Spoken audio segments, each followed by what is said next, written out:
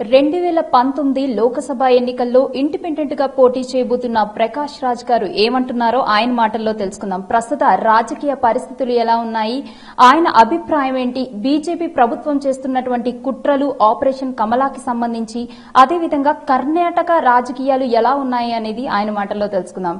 Hello sir. నమస్తే sir. Sir, ప్రస్తుతం కర్ణాటక రాజకీయాలు రోజుకొక మలుపు తిరుగుతూ ఉన్నాయి. సో దానిపైన మీ అభిప్రాయం ఏంటి? రోజుకొక మలుపు తిప్పడం ఏంటి? రోజుకు మలుపు తిప్పడానికి బీజేపీ వాళ్ళు ట్రై చేస్తున్నారు తప్పితే.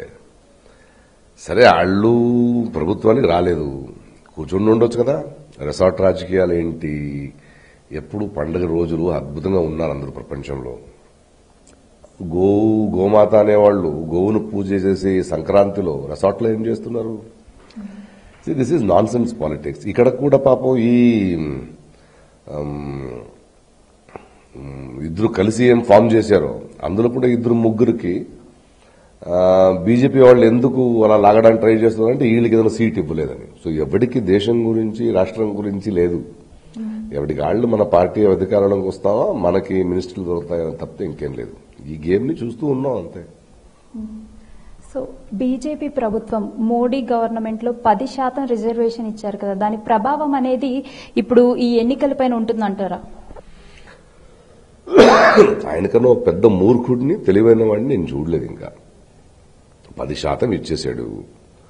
ఎలా మెలోడ్రామా చేశాడంటే, చూడండి, జాతి వాళ్ళైనా వాళ్ళకి 10% ఇవ్వకూడదని ఎలా చెప్తాం? అలా ఇబ్బందులు పెట్టాడు. ఇది డిమానిటైజేషన్ లాగా తీసుకురాలేడు. It is the biggest element of the exchequer. ఎలాగూ పోతాడు. సో నెక్స్ట్ గవర్నమెంట్ వచ్చే వాళ్ళకి ఇబ్బందులు పెట్టి తిరిగాడు తప్పితే he's a joker, he's not a ruler, he has no vision. ఆయన ఫస్ట్ వచ్చినప్పుడు యువతకి ఉద్యోగం అన్నప్పుడు నమ్మాం. అరే, మన దేశం పట్ల ప్రాబ్లం ఏంటి అర్థమైంది, అందుకే ఉద్యోగం గురించి మాట్లాడుతున్నాడు. ఫార్మర్స్ కి 10-15 లక్షలు మీ అకౌంట్లోకి వచ్చేస్తాయి, బ్యాక్ పని తెచ్చేస్తానంటే ఈయన తెలిసేమో అనుకున్నాం. యాక్చువల్లీ అబద్ధం చెప్పాడు, ఏమీ తెలీదు. ఆయన ప్రాబ్లం ఏంటంటే ఆయన చెప్పే అబద్దాన్ని ఆయనే నమ్ముతున్నాడు. 4.5 years అయిన తర్వాత కుల రాజకీయం కానీ, మత రాజకీయం కానీ, ఎకనామిక్ డిమానిటైజేషన్, జీఎస్టీ వల్ల ఈ దేశం పతడిల్లిపోయింది. So naturally he has to go. There is nothing to talk about him anymore. So ఇప్పుడు బీజేపీ ప్రభుత్వం చేస్తున్న ఆపరేషన్ కమల కుట్ర కానివ్వచ్చు, లేకపోతే దీనివల్ల మీరు రాజకీయంలోకి వద్దాం అనుకుంటున్నారా, లేకపోతే గౌరీ లంకేష్ హత్య తర్వాత మీ యొక్క ఆలోచనలో ఏదైనా మార్పులు వచ్చాయా? అలా కాదండి. గౌరీ లంకేష్ హత్య తర్వాత ఒక పౌరుడిగా మన ఇంటి గడప ముందు ఒక చావు ఇలా జరిగితే ఇది మళ్లీ జరగకూడదు కదా. ఎక్కడో నన్ను ఒంటరి చేసేసారా, మీ మౌనమే నా చావుకు కారణమైందా అన్న ప్రశ్నలు మనల్ని అడుకునేలా చేసింది.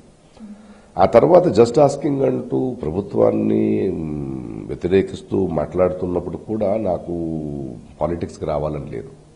బట్ ఈ మధ్య ఏం చేసినా వీళ్ళు చెవులో పడట్లేదు. ఎవడైతే ఇవాళ ఇండియాలో నేషనల్ పాలిటిక్స్ లో చూస్తే ఏది పర్టికులర్ పార్టీ మెజారిటీ తీసుకునేటట్టు లేదు.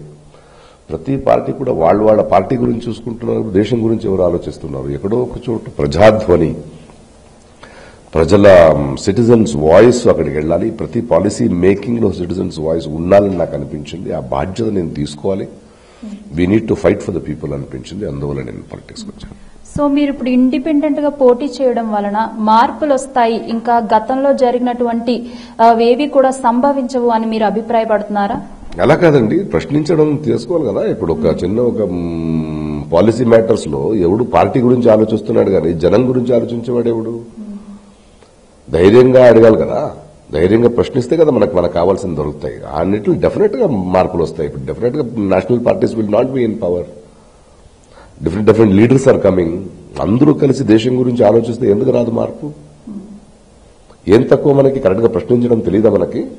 మనకి సమస్యలు ప్రశ్నించడం ఉంటే ఊరికే ప్రశ్నించడం కాదు కదా. సమస్యలకి పరిహారాలతో ప్రశ్నిస్తున్నాం కదా. వీళ్ళు చేయట్లేదా? ఎవడికి వాడు పొలిటికల్ పార్టీ నేషనల్ పార్టీని కాపాడుకోవడం తప్పే. ఇంకేముంది? 5-6 లక్షలు ఓట్లు తీసుకుని అక్కడెళ్ళి ఒక ఓటు ఎలా అవుతాడు? మన గురించి ఎప్పుడు మాట్లాడతాడు? ఇవాళ ఒక ఎంపీ అనేవాడు నేషనల్ సెంట్రల్ నుంచి, కేంద్రం నుంచి వచ్చే ఎన్నో సువిధాలను ఎలా తీసుకొస్తున్నాడు మన నియోజకవర్గానికి?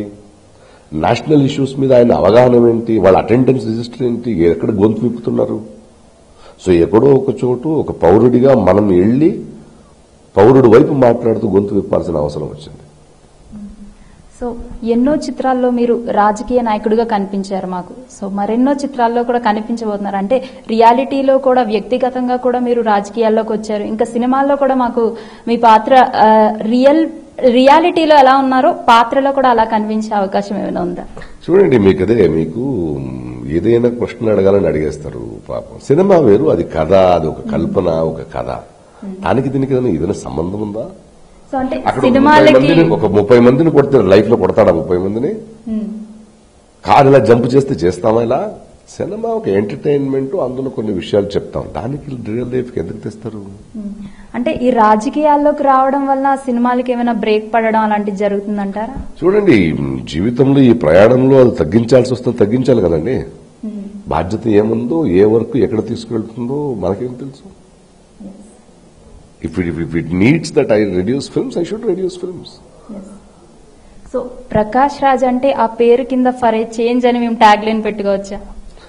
ప్రకాష్ రాజ్ ఏమంటున్నాడంటే ప్రతిసారి ఓటేసి ఇంటికి వెళ్తాం, ఫర్ ఎ చేంజ్ రండి పార్లమెంట్కి వెళ్దాం అంటున్నాడు. Prakash Raj for a change. Yes. So 31st night నుంచి మార్పు అసలు ఈ ఆలోచన ఎప్పుడు వచ్చింది సార్ మీకు? ఈ రాజకీయాల్లోకి వచ్చి మొత్తం ఈ క్రైటీరియా చేంజెస్ చూడాలి అని ఎప్పటి నుంచి ఉంది ఈ ఆలోచన? ఇది నేను ఒకటినే కాదండి, we have a team, we have a group of people. వాళ్ళందరూ కూర్చొని ఆలోచిస్తూ ఏం చేయాలి అని ఆలోచించి తీసుకొచ్చింది. ముందు ఫేస్ నేను కనిపిస్తున్నా, దీని వెనక దాన్ని కోరుకునే చాలా మంది ఉన్నారు. సో చాలా మందిలో ఇంకా ఎంతమంది పోటీ చేయబోతున్నారు మీతో పాటు ఈ ఎన్నికలకు మళ్ళీ సంబంధించి? మీకు ఆలేంటండి, ఇండిపెండెంట్ ఒక సీట్ అని అనౌన్స్ చేశాను. తర్వాత మీ తరపున అంటే మీకు మద్దతుగా జేడీఎస్ కాంగ్రెస్ ఉండబోతుందా? తెలియదు కదండి, వాళ్ళు అందరూ అనౌన్స్ చేయాలి కదా ఎవరెవరు ఏం చేస్తారని. ఇంకా తెలియదు, తెలియకుండా ముందే ఎలా మాట్లాడతాం. Okay, thank you sir. Thanks. So BJP చేస్తున్నటువంటి ఆపరేషన్ కమల యొక్క వ్యూహాలు కానివ్వచ్చు, ప్రస్తుత కర్ణాటక రాజకీయాలు కానివ్వచ్చు, ప్రకాష్ రాజ్ గారు ఒక చేంజ్ తీసుకురావడం కోసం మాత్రమే ఈరోజు ప్రత్యేకంగా ఈ యొక్క లోక్సభ ఎన్నికల్లో ఆయన పోటీ చేయబోతున్నారని తెలుస్తోంది. ఇంకా ముందు చూడాల్సింది చాలా ఉంది, చేయాల్సింది చాలా ఉంది అంటున్న ప్రకాష్ రాజ్ గారికి కృతజ్ఞతలు తెలుపుతూ కెమెరా పర్సన్ శ్రీధర్, ఆశు పరమేష్, బెంగళూరు, NTV.